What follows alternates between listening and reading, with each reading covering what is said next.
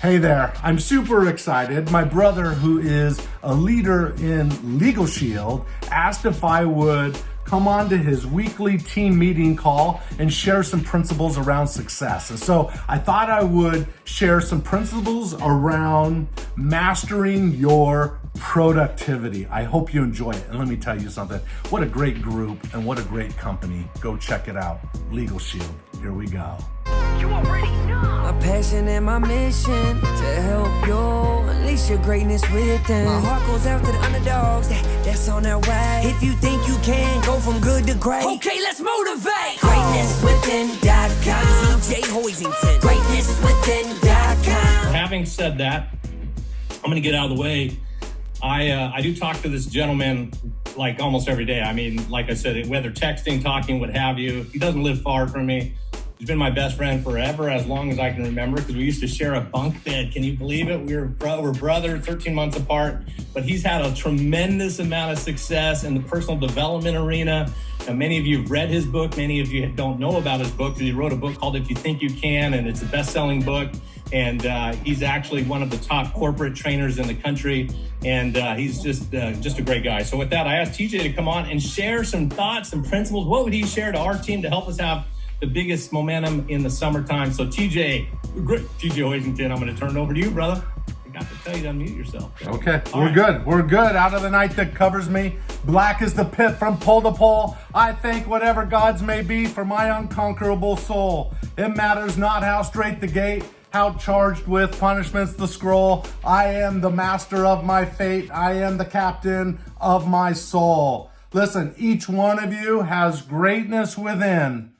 And my goal anytime I meet with a group is hopefully leave something of inspiration or practical that you could use to help you unleash more of that greatness. It's not an issue of if you have greatness, if you have talents, if you have potential. It's about discovering what's already there. And unfortunately, many people go to their graves with their music still in them. And hopefully today, as I share a message about mastering your productivity, I want to talk to you, given that it's the time of the year, but this would matter anytime.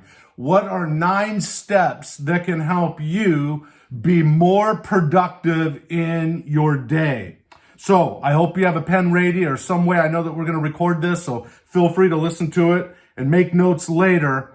But here are my 9 principles of productivity. Number 1, stop waiting to feel certain before taking action. Let me say that again. Stop waiting to feel certain before you take action. Here's the golden rule of confidence. Most people wait till they feel motivated or feel confident before they actually take action. That doesn't work. The golden rule is this: if you will first take action, if you'll first take that small step, right, and you take that step, the feelings of confidence will come. When you separate the high achievers from the low achievers, you see a pattern that high achievers have the ability to disassociate for a moment long enough for them to take the risk, to take the leap. Now, they're not doing it blindly. I'm not talking about blind optimism here. They have a plan in place. They have a strategy in place, which all of you do with your business already. That's already in place. You don't have to prove any of that stuff. Really, for you, it's just about taking those steps and doing the things you fear. And as Mark Twain once said, if you do the thing you fear will dissipate. That's number 1. Number 2, chuck down action items and tasks into small action items. Chuck it down. Listen, Steve mentioned that I wrote my first book in 2004, 2005 called If You Think You Can. That book, my back was many of you know my story. My back was against the wall. We had a car repossessed at the time. I was living in my parents' basement. My wife says, you should probably go get a job. I said, well, I'll do that after I exhaust every idea that I had to make the business work. And the last idea that I had been procrastinating was writing a book. But after I'd almost lost everything, I told my wife I was going to go write a book, and she said, "Are you crazy? You're going to go write a book?" And I did. And within 2 months, sitting in the back seat of that car in a grocery store parking lot, this book was published. So that took 2 months. My back was against the wall. Motivation was on me. I had to get it done. I had spent 5 years teaching many of the principles, so it came quickly. But later, I wrote a book called Swiss Family Robinson, right? It's the first, if you go to Wikipedia right now, Swiss Family Robinson, this book, Return to Robinson Island is the title. This book is listed the first sequel in 100 years. My name's on Wikipedia for Swiss Family Robinson. You can check it out. But this book took me 2 years. The only way I was able to get this book done was piece by piece. It was about chunking it down. And that's the way you take a big goal and you achieve it. You chunk it down. And then I wrote a book with my daughter who started at 11 years old. That took a year to write. And you know what? We chunked it down. When you do too much at once, it's easy to get overwhelmed. And then we end up quitting on the goal altogether oftentimes. But if you chunk it down and trust the law of the harvest, and the law of the harvest basically says you'll sow what you reap, and you reap what you sow. That's law number 1. So that means if you plant enough seeds, even if they're tiny seeds, eventually you're going to end up having a harvest. Well, what's law number 2 of the law of the harvest? The law of the harvest says, number 2, increased returns, which means you get more than you bargained for. If you plant a seed, you get a huge tree in return. But here's the tough thing, and this is what requires faith, is when you plant the seed or you take the small action, you have to trust that that action that you're going to take, as long as you're consistent, that eventually that will bear fruit. Here's what I have found through coaching all these years, over 2 decades of coaching.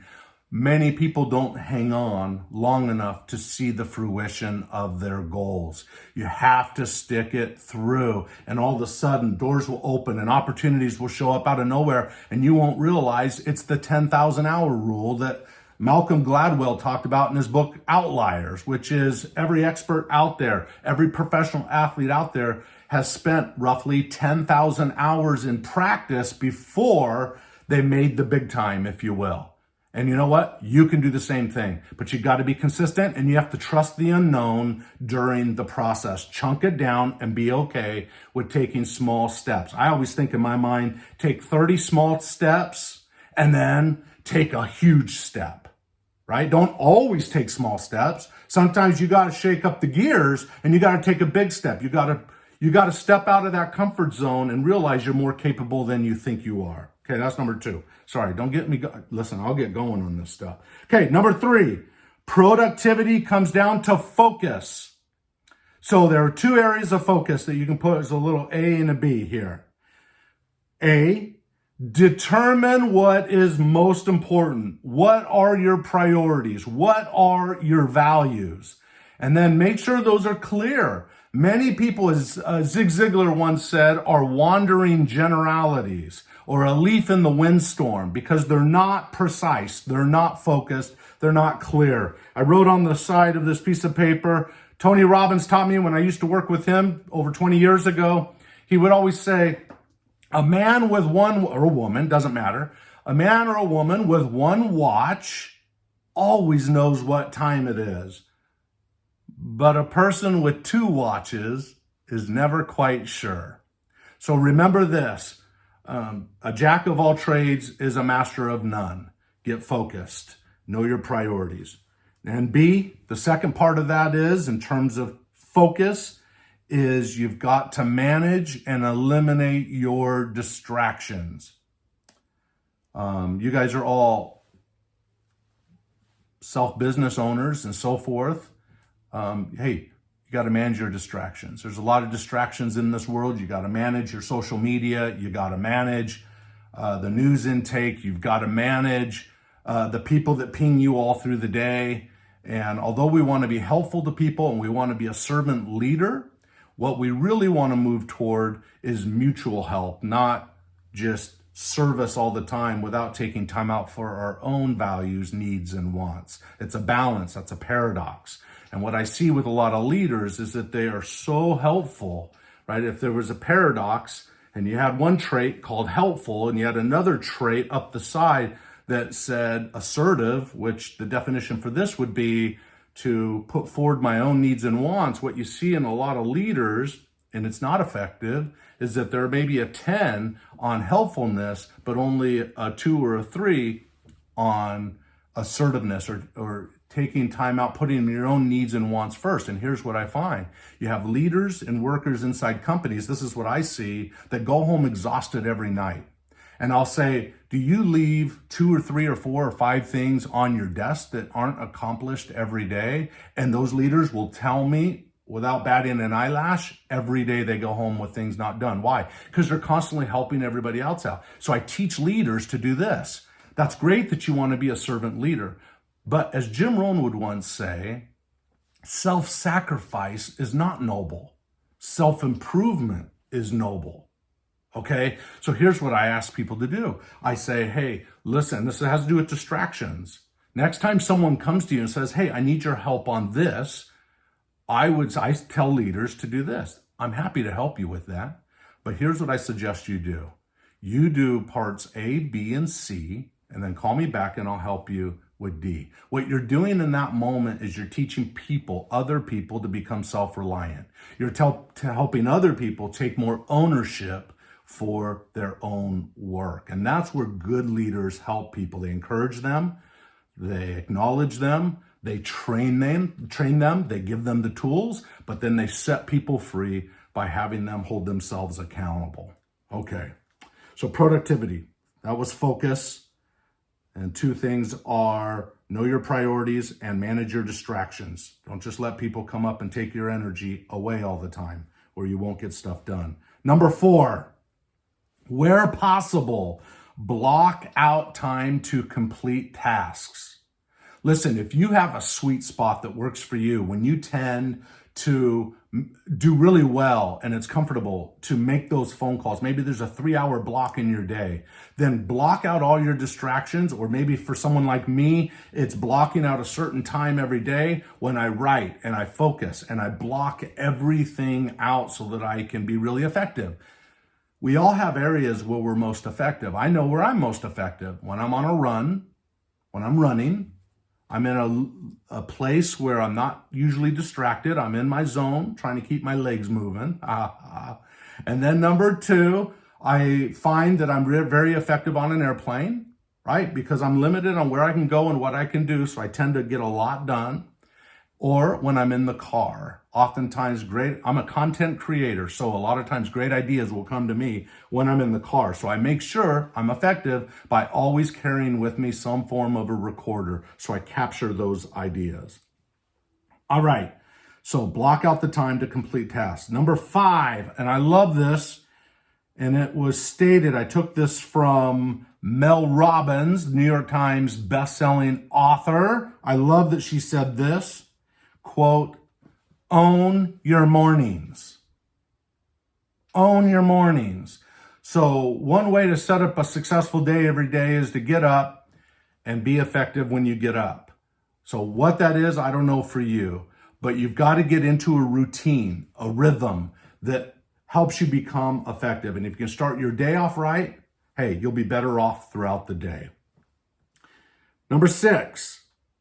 Write down your goals. If I were to take you back to all the classic books written on personal development, on goals, on biographies, on Carnegie and Ford and others, I tell you what, one thing you would see that they all teach, whether you read the book Magic of Believing or As a Man Thinketh or Napoleon Hill, Think and Grow Rich, they all say the same thing and it hasn't changed even with all the digital devices that we have. Write your goals down. I didn't say put it in your phone. I'll tell you right now, if I could show you my phone right now, you would see over 7,000 notes. Yes, I document in my phone, but anything of value or setting a goal or a task that you want to achieve, write it down on a piece of paper. There's something magical that happens when you write something down, even if you put it aside and you don't look at it. I don't suggest that, but if you did do that, there's a high chance you will have accomplished that goal. I made a list 20 years ago of goals that I wanted to accomplish. I lost the envelope that I put that in, and 15 years later, I found that envelope, opened it up. To my surprise, I had achieved 90% of the goals on that list. There is something to be said for writing things down at the neural level and the habitual level, and really burning it into the mind is really powerful when you write it down. Number 7, develop a strong vision for your life or your business, or both, better yet, both. A strong vision. I've always said this: the higher the vision, the less discipline you need to be successful. The higher the vision, the less discipline. The lower the vision, the higher the discipline you need. You got to force yourself to get it done, right? It's a have to versus a want to. When the vision is high, it's a want to, and then you do it naturally, free-flowingly, unconsciously, right? When you want to do it because it's something that inspires you. Find that vision for yourself, why you're building the business you're building, why you're living the life that you're living. And I'll tell you what, you will find that doing those hard tasks will become a lot easier the higher the vision is. All right. Number 8, get sufficient sleep to recharge your batteries. Don't live and perform on fumes. Get the rest that you need. Eat healthy. Take care of your body. Right? Do the things that keep that immune system strong. Exercise, but make sure you definitely get enough rest every night, the best you can. And then number 9, create a success team. In your business, I'm sure a lot of you have a success team. You have your weekly meetings. You're associating with each other on a regular basis. That is vital. In my business, I'll tell you what, the years that I've done quantifiably better financially versus other years are those where I had a team around me. Unfortunately, I have a team around me today. And that makes a huge difference when you have a team. So get partners to work with, get people that share your vision. Again, you're not going to share your goals with everybody. You're going to share with your goals with people that you trust, that somewhat have a vision of what you're trying to do, someone of a like mindset. That will help, right? If you just share your goals with naysayers and dream killers, that's not going to help you. Okay? So get away from those people, share your goals with people that will support you. Better yet, associate with people that will press you a little bit, but that want to see you succeed. And allow them to give you real feedback. And don't become defensive when they give you real feedback. Okay? Be okay with the feedback. Let's see. Yeah, success team. How much time do we have? Okay, I got a couple minutes. Sweet. And then, I don't know, Steve, do you open this up for any questions or anything, or question and answers? I mean, we certainly could. I mean, we got plenty of time. We got another eight or 9. Okay, I'll just share a couple more thoughts with you, and then if you have any questions, and these are just fun thoughts, you can ask. Here we go. 2 stories. All right, you ready? Dave Kimes. We have the Olympics coming up in Tokyo. Dave Kimes, Olympic rifle marksman, tried for the Olympics in 1960, but didn't make it beyond the qualifying rounds. He tried again in 1964 and finished 10th. Again in 1968 and in 1972. He failed to qualify. In 1976, it took close inspection of several judges with magnifying glasses to drop Kimes from 2nd place to 5th place. Again, he didn't make the Olympic team. Finally, in 1980, at the age of 39, Dave made the Olympic team. And that was the year, the first time in history that the United States didn't compete in the Olympics. Whew. You think your life is tough? Here's the challenge right now. We live in a victimized world. Don't buy into it. Don't buy into the victim that something's not possible. Remember, I was that guy that didn't read my book till I was a junior in high school because I couldn't read. Steve had read all the books. He read all of them. He read all the Hardy Boys, all the Nancy Drew. I tried, and I realized I couldn't read, and so I gave up. I said, I'm not a reader. You're either born with it or you're not, so I'm not even going to try. Unlike Dave Kimes, I gave up. And it wasn't until I picked up that tape from Jim Rohn, who said all leaders are readers, that at 15 years old, I decided I'm going to read my first book, and I did. And to think that today, I sit here with you today, and I've written several books, I tell you, I know what persistence is about, but I will tell you what comes before persistence, what comes before success is not expecting others to hand you anything, number one. And number two is not to become a victim. I don't know if I can express that any clearer. We live in a world that is increasingly has the tone of victim and that people owe you something. No. That's only a short-term maybe benefit to a small group. I've spent over 20 years teaching people no matter their circumstances. It's the first chapter of If You Think You Can. No matter your circumstances, you can rise above your circumstances, no matter the age, no matter the circumstances. And I can go down the list and I can share hundreds of stories with you of people that came from very little, difficult times who made it. And you can do the same thing. Never lose faith in that. All right. That's the first story. And then the second story is master your thinking, or at least manage it. During the Masters golf tournament many years ago, golfer Mac McClellan had been playing poorly. Quote, "Honey, I'm playing so badly, I'm afraid I might hit somebody," McClellan said to his wife prior to the start of the second round. His tee shot on the first hole hit his wife and knocked her unconscious. Wow. How's that for predicting behavior? Remember this. Words trigger images, which trigger performance, and words predict and perpetuate performance. Raise the quality of your language. Raise the quality of your internal thinking. That's vital. Rise above the low frequency to the success frequency, which has a higher frequency, frankly.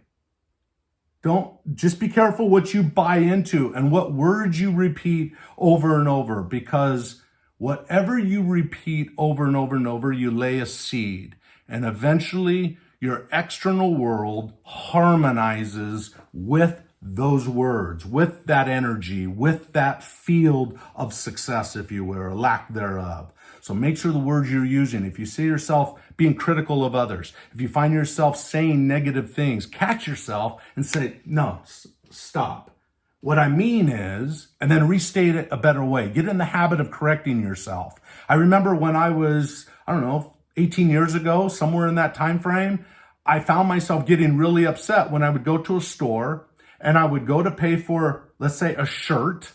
And the person behind the counter would say, "Hey, can I see your ID?" Because I would hand them my credit card or whatever.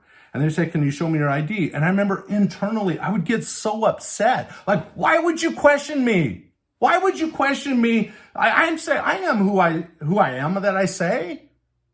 And I find that went on for maybe a year or two. And finally one day I was teaching a seminar and I thought, wait a minute. Listen to me very carefully, but don't watch me too close. I had to apply these same principles to myself. So the next time I went to the store, I can remember exactly where I was, as I say here right now. I sat in the parking lot. I closed my eyes. I imagined myself going in the store, buying the shirt that I was hoping to find and buy. And I imagined this while I was sitting in the car. And I played the image of the person behind the cashier desk asking me for my ID, and I played the movie of myself, not as I used to be. I played the movie of myself taking out my ID and giving it to them with a smile on my face and saying, thank you for checking my ID. I recognize that you are trying to protect me. And from that day, I went in to the store, I acted out that story in my head, and for 18 years now, I've never had that issue. It's about waking up. Wake up, recognize what's serving you in the long term, and say, wait, I'm going to try a different vehicle going forward. All right. Listen, I hope you felt my heart. I know you probably feel a little bit of my enthusiasm, but hopefully you got something out of this today that you can take and use in the future. I threw a lot at you. Thanks for being good listeners. And by the way, just a little selfishly, go check out the Unleash Your Greatness Within podcast. It's my podcast on iTunes or Spotify or whatever. Go check it out. I interview all kinds of high achievers. In fact, the next one I'm going to interview is a person who believes, a scientist and an author who believes with the technology we have today that we can live to 200 years old. That book is coming out in a month, and they want me to interview this guy. I wonder what kind of questions I'm going to ask this person. Ooh, that's going to be fun. All right. That's my message, Steve. All right. Thank you for being a part of it and listening to me. Oh, that was awesome, man. Brother, appreciate you, man. Every time I listen, and I talk to you all the time, so it's always Thank you. But I'm over here taking notes. I'm typing it down. I'm like, okay, man, own your mornings. That's a good one. And you already know that's something that I really believe in strongly anyways, that one principle alone. But I got some other ones there. But I'm going to first go out to Ryan. He's one of our ring earners in the company. And Ryan, do you have anything you want to say? Anything you want to throw at TJ before we wrap up the call? Of course. Good to see you, sir. You too. Definitely appreciate You too. it. Yeah, and just for me, I've seen Mr. Hoisington, I don't know, a dozen times speak and teach. And Steve and I we attended a training with Tony Robbins, and they talked about the power of proximity. Mm-hmm. And I just want to think about this and just share it with you guys. Steve and Brendan and myself, we try to bring the best speakers on our weekly call. But just imagine, I don't know if you wrote the check or you run your credit card, but you didn't pay anything. Companies across the country and the world pay Mr. Hoisington to speak at their events. Now think about this. He's been paid hundreds of thousands, including $1 million, to be a representative to teach personnel. We get him for free, ladies and gentlemen. This is phenomenal, number one. Steve, thank you for your power of proximity, right? Who you hang around. It is phenomenal. I absolutely love it. Secondly, when he talked about fear, because we have so many brand new people, and the first thing they do is sign up. The second thing they do is back off because they're scared. And what you said was, do the thing that scares you the most and it'll dissipate. Right? Chunk it down first, chunk it down first, and then trust the delay between taking action and achieving the result. There's always a delay, but you got to hold fast to that trust when you don't see results. Okay, sorry to interrupt you. So important that our new people understand that. It is such a viable principle. Everybody wants to be as good as Steve Hoisington, and it's like, okay, he probably wasn't that great on his first day. He just took action. And now he's phenomenal, but he can answer every question. He can do it all. But I just absolutely love that you taught that principle first. So I appreciate you, sir. Love you very much. Good to see you. And my wife, she was listening in the car. She said, oh my gosh, that is absolutely still one of my favorite books. The Family Robinson book. Oh, that's right. She just loved it. Absolutely loved it. That's nice. She raved about it. So. No, awesome. Can I just say something about proximity? There's also proximity of revelation. So let me take you down the channel of Napoleon Hill, Think and Grow Rich. It is true what you just said, that proximity is key. And when you get around the right people and you fill your mind with the right books and you fill your mind with the right content, it's amazing what will flow into your life. And you'll see more revelation. What I mean by revelation is there's that part of all of us, intuition, that speaks to us when we're quiet and when we're still. And sometimes it comes to you at 1 o'clock in the morning. Sometimes it comes up when you wake up extra early in the morning. I don't know. It comes at different times. When I'm on a run, for example, listen to that voice and follow that voice. Okay. I could go on and on. Anyway, sorry. That's great. All right, I am going to open up real quick. TJ, if you're okay, just see if anyone else has any other Oh, thoughts. yeah. Oh, I'm here. Let's do it. I'm selfishly taking a little extra of your time because I just know how rare we get you on. Listen, I don't do what I do, Steve. You know this. I don't do this. It's not a have to me. And so I love people, number one. I love all people. Just treat me okay, would you please? Right? Behavior goes a long way. And it's being around kind people that want to be kind back. Hey, we're all on the same planet together. Let's get along. But I will tell you, I do this because I love it. I love it. So bring it to me. Bring it to me. Yeah. So does anyone, we're going to maybe open up from like maybe 2 or 3 at the most, but does anyone have any questions for TJ? Anything you'd like to throw at him? Anything you'd like, hey, I'd love to have an insight on that. Anyone have anything you want to throw at TJ while we got him? Well, hey, this is Ken. I just, not a specific question, a how-to, but TJ, God, it's so good to hear your voice. It's good to see you.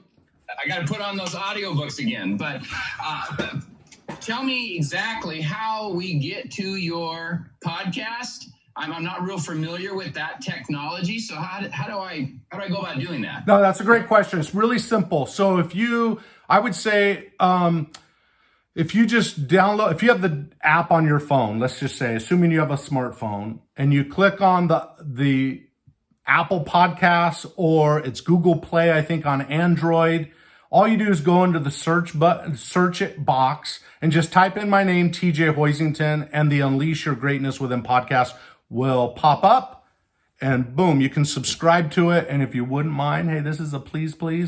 If you wouldn't mind leaving a little review, if you like something, hey, leave a review. Actually type one sentence out or just say 2 words. Love it. That's good. Something simple. And we can listen to previous ones that Oh, yeah. There's a couple hundred in there. Oh, yeah.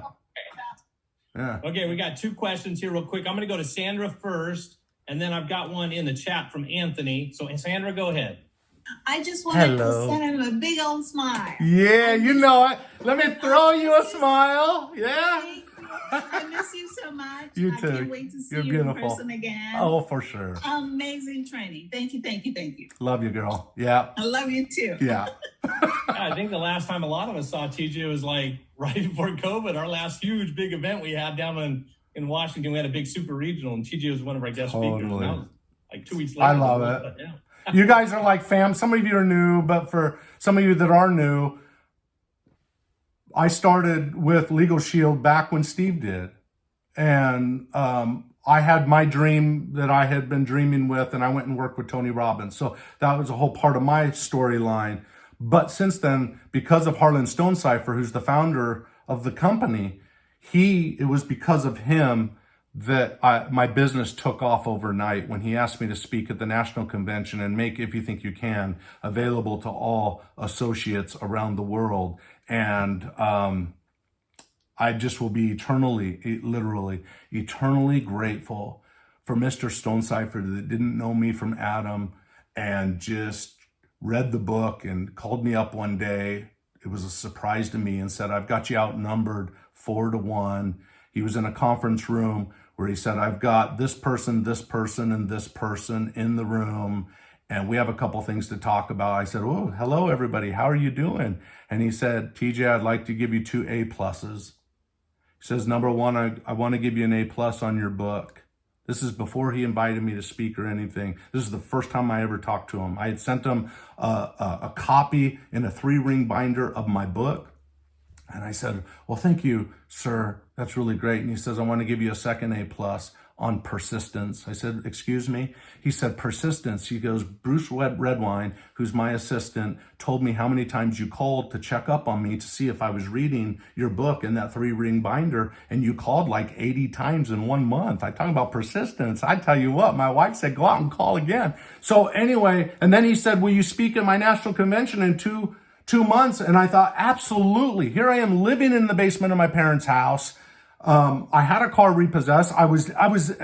My back was literally against the wall. He said, will you speak at the national convention and will you have books available, 15,000 books available at the conference? I said, absolutely. You kidding me? Of course, I'll be there. He said, okay, great. We'll see you there in 2 months. I said, oh, awesome. I'll see you there. I hung up the phone. My hands were sweaty as sweat palms can be. And I called Steve and I said, Steve, I don't have any money, but Harlan Stonecipher said if I have the books printed, I can have 15,000 down at the National Convention in 2 months. Can I borrow the money? And Steve lent me the money and I paid him back. But Steve lent me the money so that I could make 15,000 copies of If You Think You Can. And in that weekend, all 15,000 were sold and the rest is history. So I will forever be thankful for Harlan Stonecipher for whatever reason he trusted me. I don't know why. But if you want to be trusted, be trustworthy. And for some reason, he trusted me. Okay, you had someone else that had a... I did, thank you. And Anthony wrote in the chat, what's the best way to reset from a low kernel thinking, low level thinking?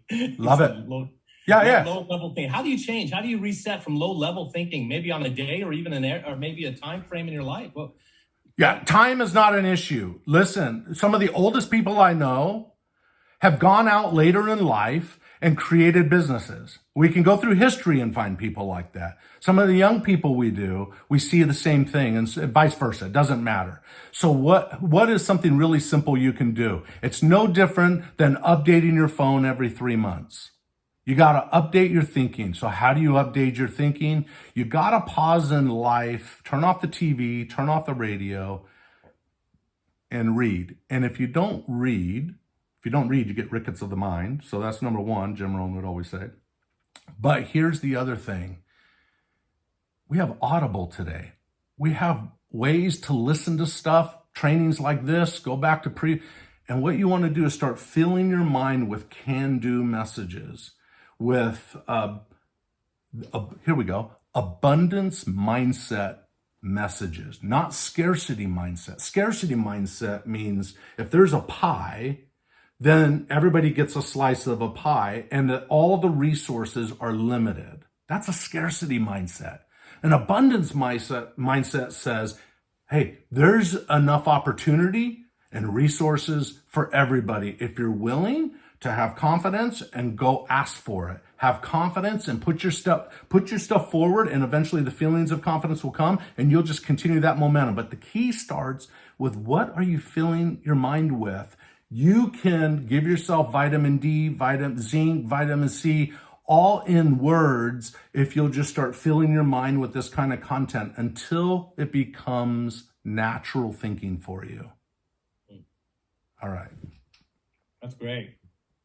Well, guys, this was awesome.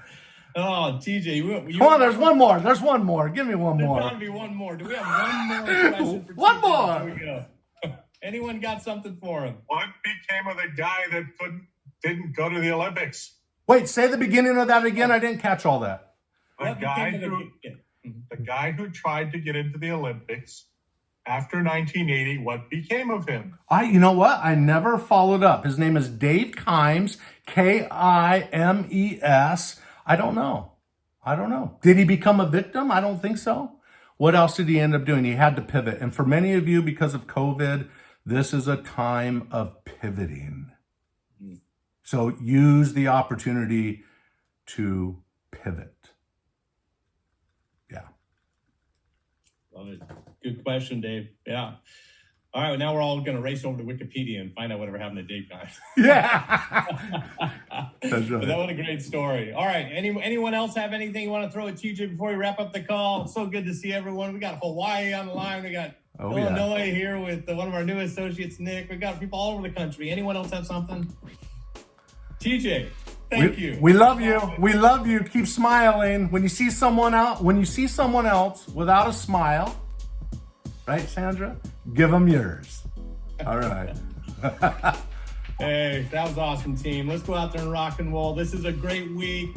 You and I take these principles, apply them. We will be posting this on our team website tomorrow. I think TJ is going to have a version of this as well available. So we'll go ahead and post that for everybody to share with your team, because some people weren't able to get on live. And so with that, thank you, TJ. Again, you betcha. Thank you all.